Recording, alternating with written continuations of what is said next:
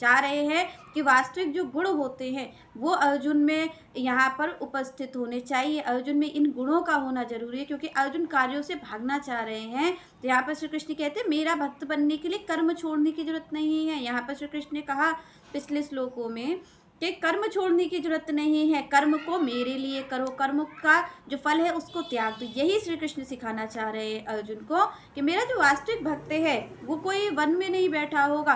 हो सकता है कि वो वैसी भी भक्ति कर रहा हो, क्योंकि यहाँ पर भगवान ने भक्ति की चर्चा की तो उन्होंने कहा भाई निरंतर मेरा भजन करने वाला भी भक्त है, तो हो सकता है कि वैसा भी हो। पर श्री कृष्ण कहते हैं कि मेरा प्रिय कौन है, क्योंकि देखिए भगवान ने यहाँ पर कई चीज़ों की चर्चा की। यहाँ पर श्री कृष्ण कहते हैं जो निरंतर मुझे भजता है वो भी मेरा भक्त है। श्री कृष्ण ने कहा भाई अगर ऐसा नहीं कर सकते हो तो भक्ति के विधि विधानों का पालन करो और मेरी चाह उत्पन्न करो। तो श्री कृष्ण कहते ऐसा भी मेरा भक्त हो जाएगा, ऐसा भी भक्ति का मार्ग है। फिर श्री कृष्ण ने कहा कर्मों को मेरे लिए करना शुरू कर दो। फिर आगे श्री कृष्ण कहते भाई कर्म को सारा अर्पित कर दो और फल का जो है वो परित्याग कर दो। तो यहाँ पर श्री कृष्ण अनेकों के मार्गों के कह रहे हैं।